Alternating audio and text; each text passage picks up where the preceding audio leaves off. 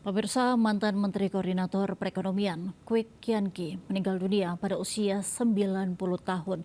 Sejumlah tokoh pun datang ke rumah duka untuk memberikan penghormatan terakhir kepada Kwik Kian Gi.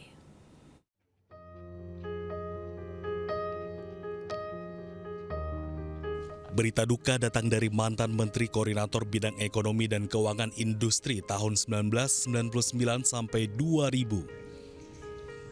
Kwik Kian Gi dinyatakan meninggal dunia Senin malam di usianya ke-90 tahun. Jenazah Kwik Kian Gi oleh keluarga dibawa ke rumah duka Sentosa Gatot Subroto. Sejumlah tokoh besar turut datang ke rumah duka untuk memberikan penghormatan terakhir kepada almarhum Kwik Kian Gi. Mantan Ketua Mahkamah Konstitusi Jimli Asidiki mengenang sosok Kwik Kian Gi sebagai ekonom yang berani mengkritik kebijakan liberal pemerintah Orde Baru. Kebijakan yang dianggap terlalu liberal gitu. Karena dia salah satu institusi ekonomis, ya, ekonomi ya, bukan hanya melihat angka-angka,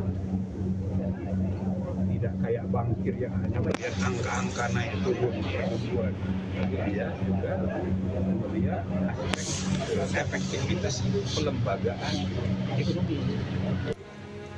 Sementara itu, 3 kader PDIP Yasona Lauli, Ahmad Basarah, dan Roni Talapesi turut melayat Kwik Kian Gi di rumah duka Sentosa. Ketiganya diutus oleh Ketua Umum PDIP Megawati Soekarno Putri. Megawati diketahui memiliki kedekatan khusus dengan Kwik Kian Gi yang pernah menjabat sebagai menteri di kabinetnya. Kita mengenal Pak Kwik adalah seorang nasionalis sejati, seorang ekonom yang handal dan pro rakyat. Ucapan bela sungkawa untuk Kwik Kian Gi pun terus mengalir dari sejumlah tokoh. Deretan karangan bunga nampak berderet memenuhi halaman depan rumah duka Sentosa RSPAD Gatot Subroto, Jakarta. Dari Jakarta, tim liputan iNews melaporkan. Pemirsa, 2 orang nelayan terjebak gelombang tinggi saat melaut. Proses evakuasi berlangsung dramatis.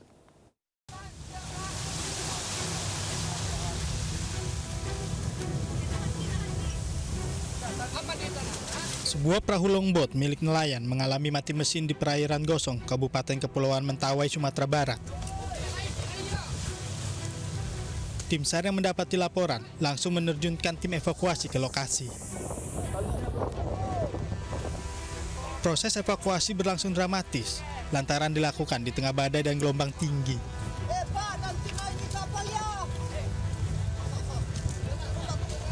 Kedua nelayan berhasil dievakuasi dalam kondisi selamat setelah mengalami kedinginan usai berjam-jam terombang-ambing dihantam ombak dan angin kencang. Cuaca di lapangan agak buruk, di mana angin bertiup 5 hingga 20 knot dan gelombang mencapai 2,5 meter. Kami mengerahkan 1 unit KN Sarmawijaya 240 milik Kantor Pencarian Pertolongan Mentawai.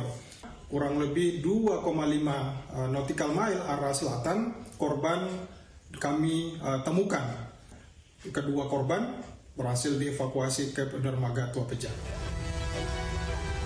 Kantor SAR Mentawai menghimbau para nelayan dan operator bot memperhatikan kondisi cuaca ekstrim di Mentawai sebelum melakukan pelayaran. Dari Mentawai, Sumatera Barat, Budi Sunandar, iNews melaporkan. Kebakaran hanguskan gudang penyimpanan beras, 1 unit mobil pick-up dan 3 sepeda motor di Tangerang, Banten. Diduga kebakaran akibat sambaran bensin yang tumpah dari dirigen yang ada di dalam gudang.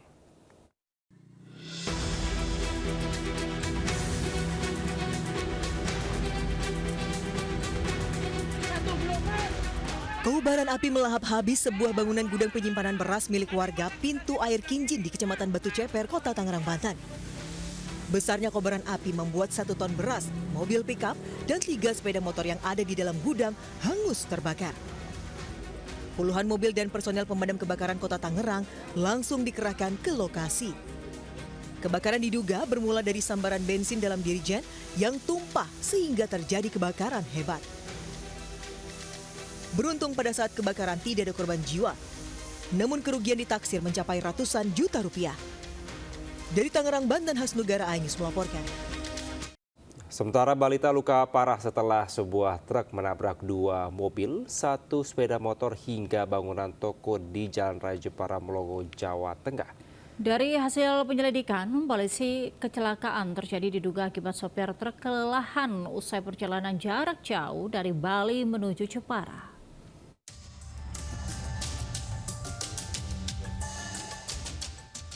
Truk menabrak 2 unit mobil di depan sebuah toko di Jalan Raya Jepara, Melongo, Desa Mambak, Jepara, Jawa Tengah. Selain menabrak 2 mobil, truk juga menabrak 1 unit sepeda motor dan bangunan toko. Akibatnya seluruh kendaraan yang terlibat kecelakaan rusak parah. Seorang balita yang berada di dalam mobil luka parah dan harus dilarikan ke rumah sakit. Dari hasil penyelidikan polisi, kecelakaan terjadi diduga akibat sopir truk kelelahan usai perjalanan jarak jauh dari Bali menuju Jepara. Kendaraan tersebut oleng ke kanan sehingga menabrak KBM Daihatsu Sigra. Setelah menabrak KBM Daihatsu Sigra, kendaraan tersebut oleng dan menabrak KBM Toyota Calya dan SPM Vario yang sedang parkir di depan toko jejibab. Satlantas Polres Jepara masih menyelidiki penyebab pasti kecelakaan beruntun ini. Dari Jepara, Jawa Tengah, Alip Sutarto Ainus melaporkan.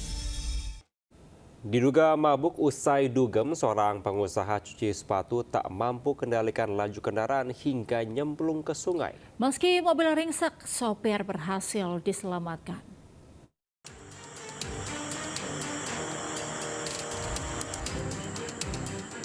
Beginilah kondisi mobil sedan mewah yang dikemudikan YS 23 tahun saat tenggelam di sungai Jalan Ngagel Jaya Selatan, Kecamatan Gubeng, Surabaya, Jawa Timur. Sebelum masuk sungai, mobil mewah yang dikemudikan pengusaha cuci sepatu ini sempat menabrak taman dan pagar pembatas jalan. Pengemudi mengakui dalam kondisi mabuk. Saat itu, pengemudi mobil juga usai dugem dan pesta minuman keras di 2 tempat hiburan malam. Evakuasi mobil yang terposok ke sungai, kesulitan tidak ada ya. Tidak ada, mungkin hanya tersendat di double sedikit. Beruntung pengemudi mobil selamat meski mobil ringsek.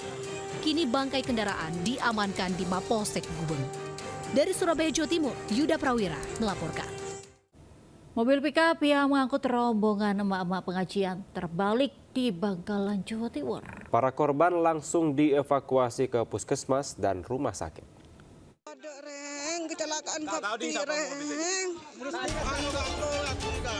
Sejumlah emak-emak dievakuasi warga setelah mobil pickup yang mereka tumpangi terbalik di Desa Bungkeng, Kecamatan Tanjung Bumi, Kabupaten Bangkalan. Sebagian besar korban terluka, beberapa di antaranya bahkan patah tulang dan geger otak. Dari keterangan warga, rombongan emak-emak ini hendak menghadiri pengajian.